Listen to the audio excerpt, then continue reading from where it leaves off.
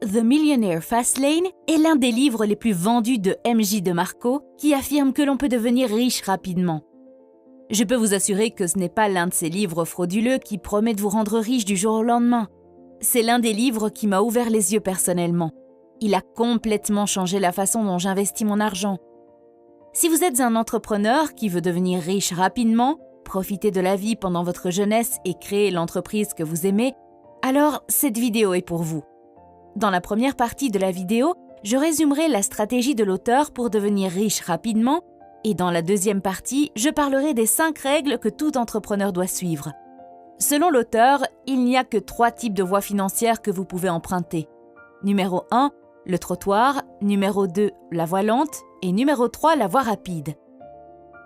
Les gens qui prennent le trottoir vivent bien aujourd'hui au détriment de la sécurité de demain. Comme l'explique l'auteur, les marcheurs du trottoir considèrent les dettes comme un atout et ils préfèrent dépenser plutôt qu'épargner. Plus important encore, les marcheurs latéraux vivent une vie de gratification instantanée et ils ne planifient pas à long terme. Il est important de noter que le fait d'être un marcheur secondaire ne signifie pas que vous êtes pauvre. Il y a beaucoup de gens riches, comme les athlètes et les célébrités, qui gagnent beaucoup d'argent mais qui dépensent comme s'il n'y avait pas de lendemain. Le deuxième type de voie financière que la plupart des gens choisissent de suivre est appelé la voie lente. Les slow laners se sacrifient aujourd'hui pour être mieux à l'avenir et c'est le contraire du trottoir. C'est aussi un autre mauvais choix car on profite mieux de la richesse quand on est jeune et en bonne santé et non après des décennies de travail de suceur d'âme. Les slow laners sacrifient leur journée du lundi au vendredi pour pouvoir profiter du week-end.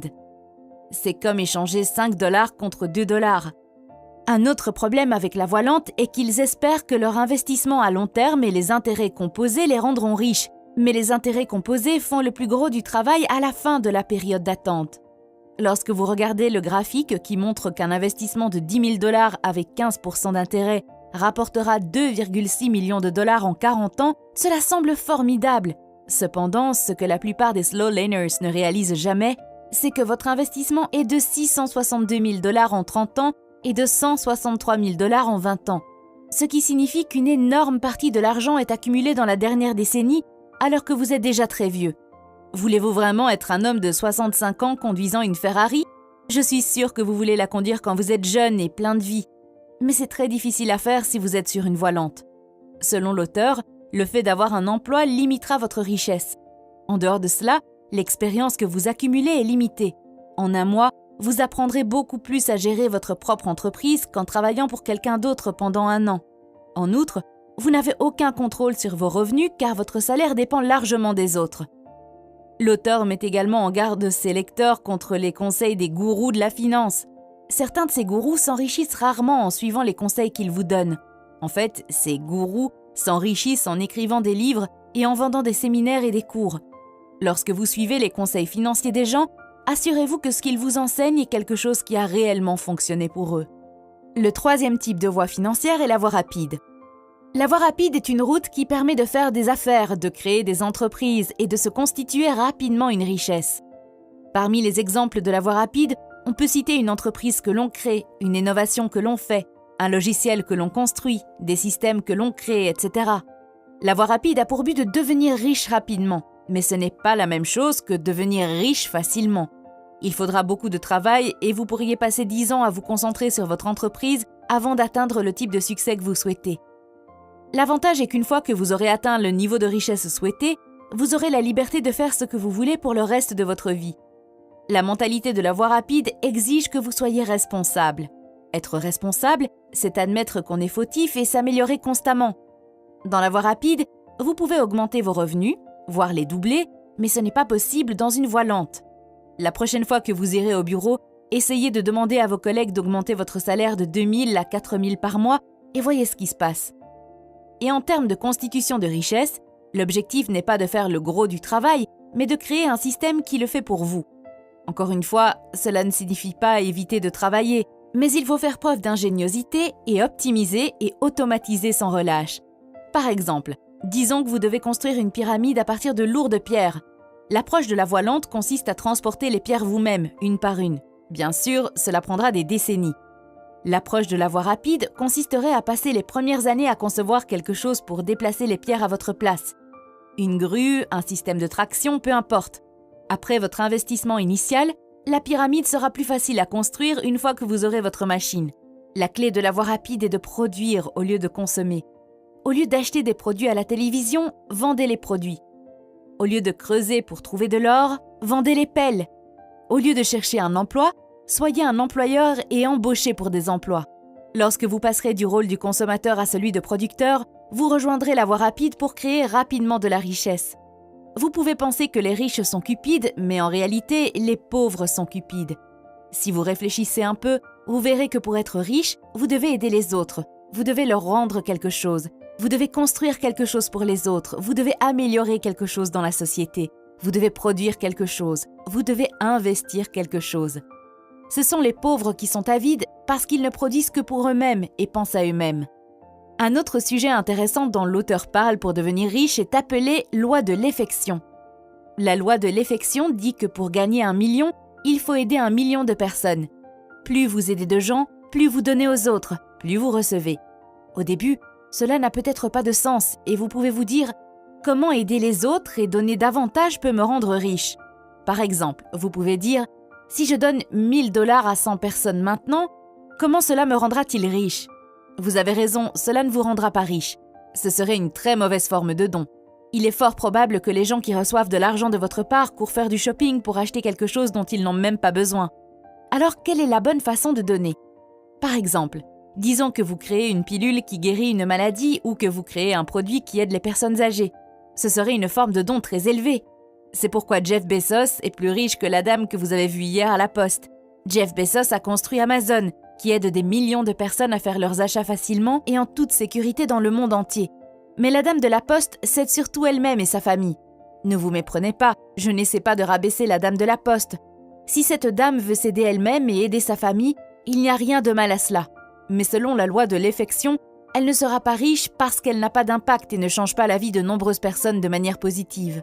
Dans la deuxième partie du livre, l'auteur parle de 5 règles auxquelles vous devez obéir si vous voulez construire une entreprise prospère. Vous pouvez également vous en servir comme liste de contrôle pour les entreprises existantes afin de vérifier la solidité des fondations de votre entreprise. Si vous étudiez une entreprise prospère, 9 fois sur 10, vous constaterez qu'elle respecte ces 5 règles. La première règle est le besoin. La seule raison d'être d'une entreprise est de résoudre un problème. Lorsque les problèmes sont résolus, l'argent est échangé. Si vous résolvez des problèmes, facilitez les choses, supprimez des désagréments, fournissez un meilleur service, satisfaites des désirs et des envies, vous avez respecté la règle du besoin. Vous pensez qu'une chose aussi simple serait si évidente. Malheureusement, ce n'est pas le cas. Aujourd'hui, la grande idée entrepreneuriale est de faire ce que vous aimez et de suivre votre passion comme si le marché s'en souciait. Le marché ne s'en soucie pas. Si vous avez ce que je veux, vous obtenez mon argent. Les passions, les amours et vos rêves de posséder une Lamborghini n'ont absolument aucune importance. S'il y a 10 000 entraîneurs personnels qui font ce qu'ils aiment, mais que seulement 10 personnes exigent une formation, vous pensez que la passion va payer les factures ? La deuxième règle est la règle d'entrée. La règle d'entrée demande s'il est facile ou difficile de se lancer dans les affaires. Si quelqu'un de la rue peut démarrer l'entreprise, vous êtes accepté. Alors, vous enfreignez la règle d'entrée. Encore une fois, si la création d'une entreprise est aussi simple que de remplir un formulaire en ligne ou de s'inscrire à un programme, vous enfreignez la règle d'entrée. L'essence même de l'esprit d'entreprise est la résolution de problèmes, et le problème que vous résolvez doit comporter un élément de difficulté. La difficulté est en fait l'opportunité. Si vous faites partie des entrepreneurs qui examinent des idées potentielles et se plaignent que c'est trop difficile, vous dites alors que vous ne cherchez pas à résoudre des problèmes légitimes, mais que vous cherchez plutôt des moyens faciles de gagner de l'argent. Le premier crée des millionnaires, le second crée des poursuiveurs d'argent. La troisième règle est le contrôle. La règle du contrôle est comme le terrain dans lequel vous construisez votre entreprise. Ce terrain vous appartient-il ou est-il loué ou contrôlé par quelqu'un d'autre ? Une personne ou une entreprise peut-elle soudainement tirer le tapis sous vos pieds et provoquer une catastrophe commerciale ? Un jour, vous gagnez 10 000 $ et le lendemain, ce n'est plus rien. Si 100% de vos clients proviennent d'une recherche gratuite sur Google, vous violez la règle du contrôle. Une modification de l'algorithme de Google peut tuer votre entreprise. Si 99% de vos ventes de produits proviennent d'une seule plateforme, vous enfreignez la règle de contrôle.